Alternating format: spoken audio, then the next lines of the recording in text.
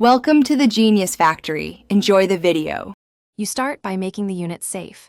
Disconnect the spark plug wire and let the engine sit for 5–10 minutes so fuel and heat settle.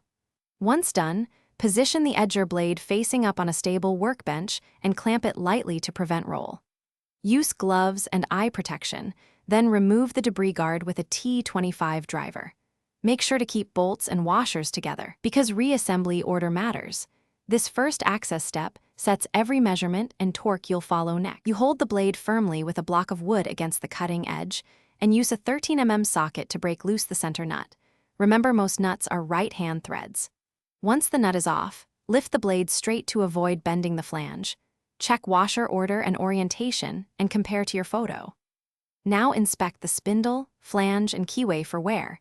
If any grooves or deformation exist, replace the damaged parts before fitting the new blade, because alignment drives safe operation. You mount the new blade following the directional arrow. Slide the washers and flange back in the exact order you removed them, and hand thread the nut to avoid cross-threading. Then use a torque wrench to tighten to the manufacturer specification, often around 30–40 Nm, so the blade is secure without overstressing the spindle.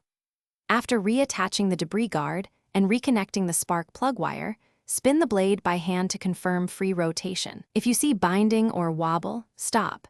Recheck washer order, flange seating, and nut torque as the key troubleshooting fix. Thanks for watching. If you found this helpful, don't forget to like and subscribe.